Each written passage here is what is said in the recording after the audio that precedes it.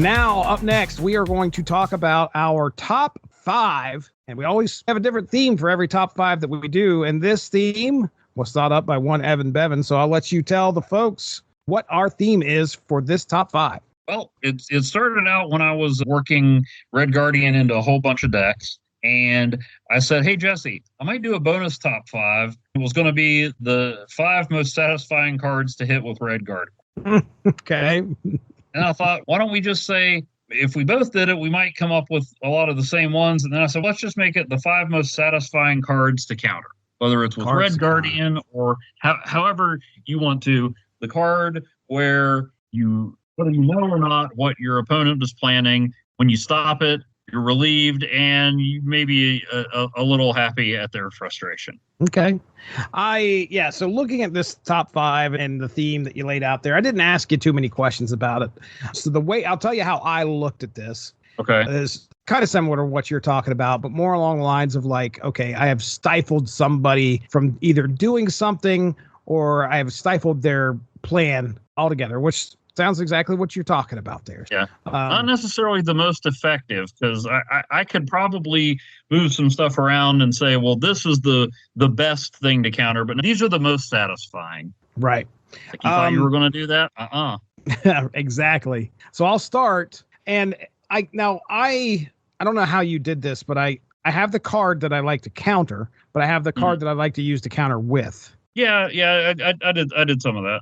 Okay. Some of them, there's different ways, but yeah. All right. Well, I'll tell you the card first. That way you can say, okay, well, hey, let's wait till so-and-so if you've got it.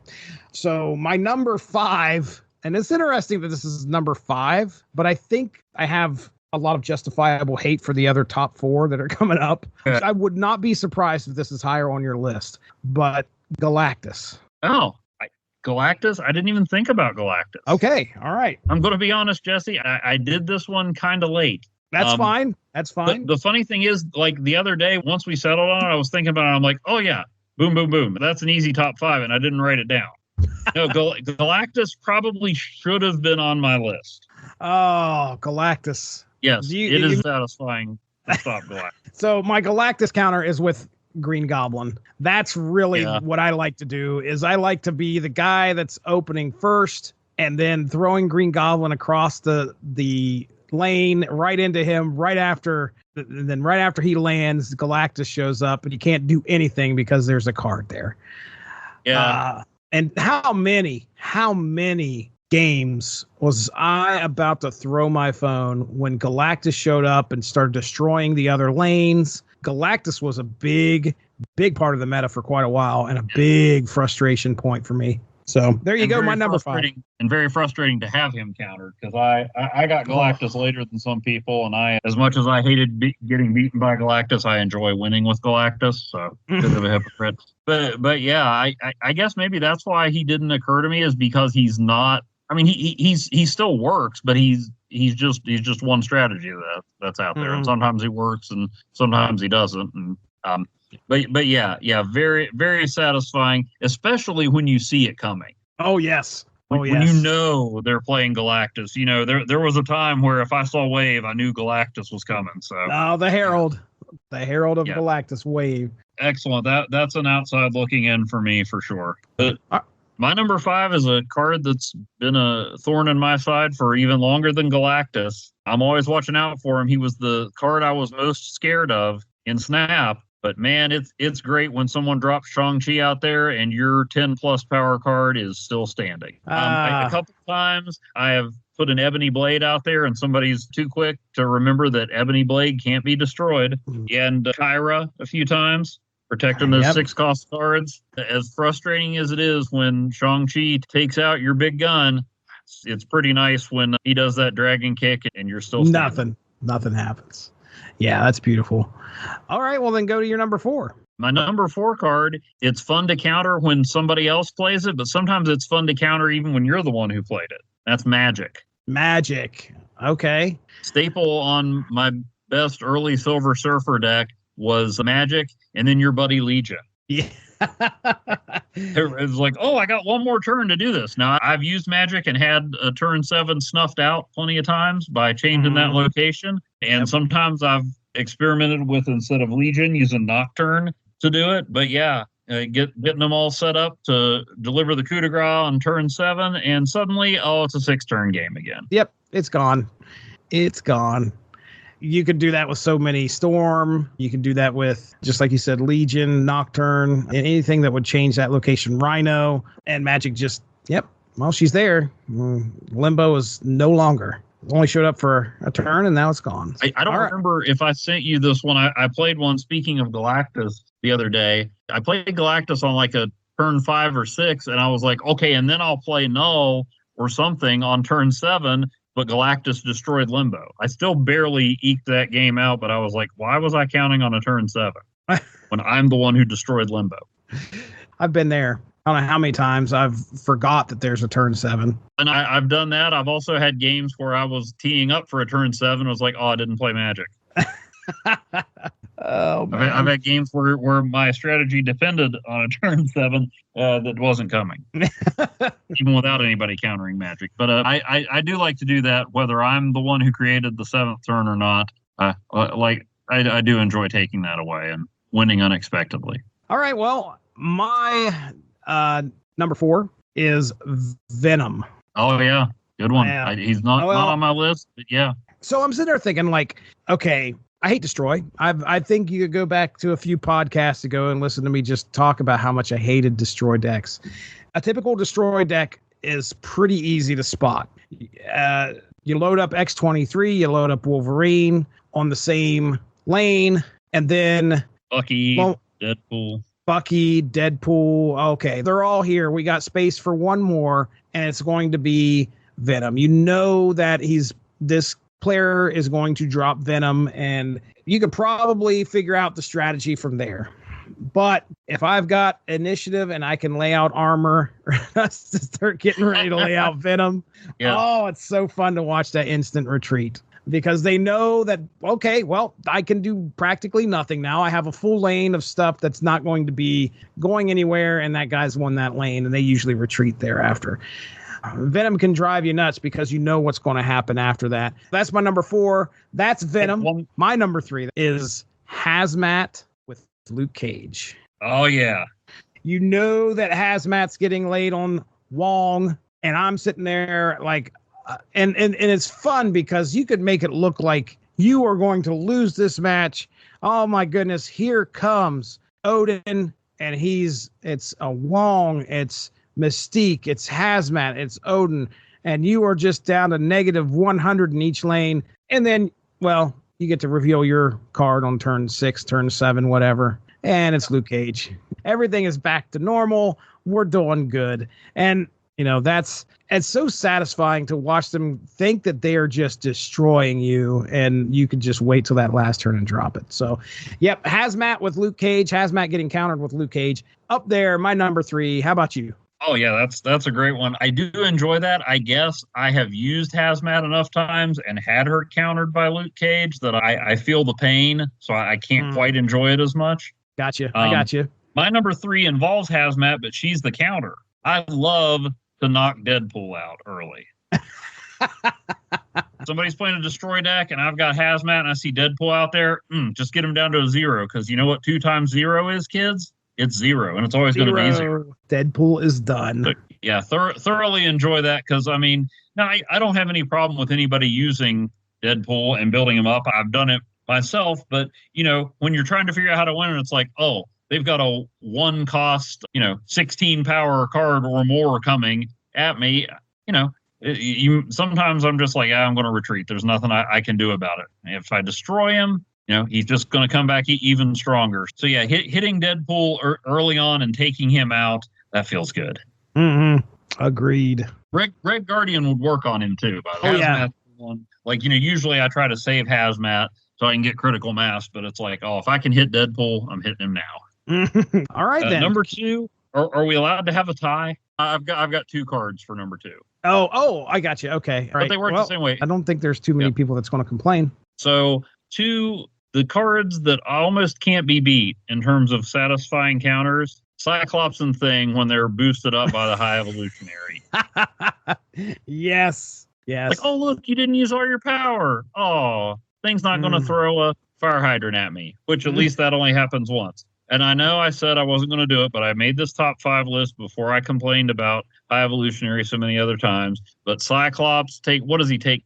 2 shots, subtracts 1 from 2 different cards. It's every turn, as long as you don't use all your energy. Come on. Right. I never disliked Cyclops as much as a lot of people do, but when he's highly evolved, yeah, I'm over him. Mm-hmm. And so having Luke Cage out there, I mean, when High Evolutionary first appeared and was just running amok, that's when Luke Cage went on every deck I had. Right. Because sometimes, and I mean, it's a valid strategy. There's nothing wrong with using High Evolutionary. I just personally don't like it, but, that's okay. But yeah, when you've already had your power knocked down or it's coming in close and you got Luke Cage and Cyclops is just over there with his visor glowing but not shooting at you. Mm-hmm. I really like that. Yeah. All right. Then my number 2 is Wong. Oh, let's put a pin in that one. We could go ahead and discuss it, my number 1, and then wrap up with your number 1. Okay. All right. That sounds good. So let's go ahead then, and do that. Yep. Well, I'll go ahead and since I was number 2, I'll go first and I'll let you clean up. So yeah, I've got Wong with Cosmo. As soon as somebody puts Wong down there, Invisible Woman in front, and then they think they're going to get away with Wong underneath and some other crazy crap, Mystique and something else.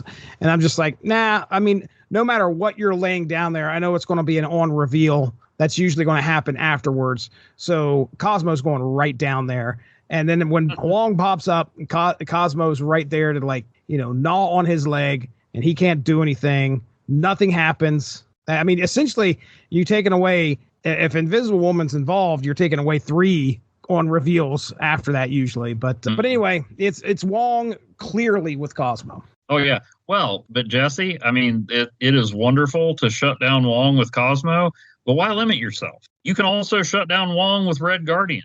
Oh, that's right. Make him a 0. So there's nothing. He brings nothing to the table. Or you can shut down Wong with Rogue, which a friend of mine did in a friendly game, like 5 consecutive battles. Like I knew he had Rogue, and I'd be like, well, I got to play Wong. And every freaking time I played Wong, he played Rogue. Oh, that's rough. I could not. It's just Wong is what it is. Hey, right? It's Wong. Yeah. But it's so, yeah, because sometimes, the way the game goes, you're lucky to get 1 double on reveal from Wong. But, if you're putting down Wong, you're expecting to use that multiple times and maybe even have Mystique or Odin amp it up. And you take out that 1 critical cog. It sucks when it happens to you, but man, it feels nice when you're the one doing it. Yeah, you're exactly. All right. Then I guess my number 1. Yes, sir. Arnim Zola. Yes. Watching him show up there and be useless is probably the greatest thing ever. As he shows up, ties in with Venom. I mentioned he'll tie in with something later on down the line.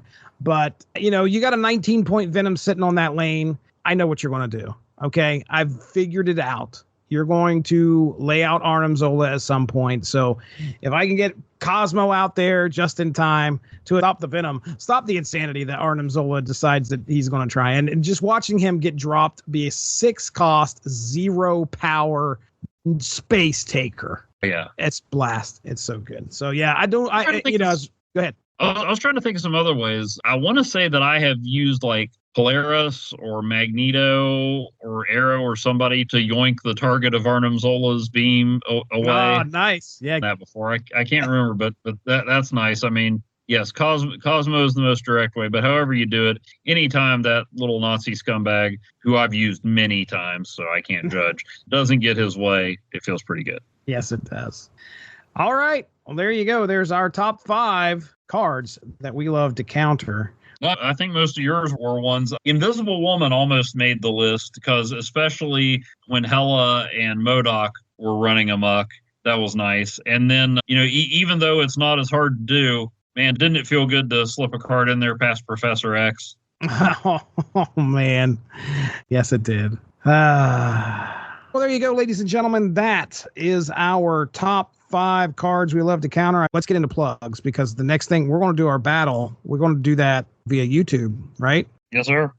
All right. So then let's get into plugs for the audio section of this jam. Why don't you tell everybody about Asterisk 51 and what you got going on over there? Well, over at asterisk51.blogspot.com, I'm working my way through the Amalgam comics, the Marvel DC mashups from 1996 and 1997. That some are good, some are less good, but they're all pretty crazy and a lot of fun. You can also reviews and discussion on Free Comic Book Day offerings occasionally on Free Comic Friday, and hashtag Dollar Tree Cinema to check out the kind of movies you can find at Dollar Tree that you've heard of, that you haven't heard of, and maybe you wish you hadn't heard of.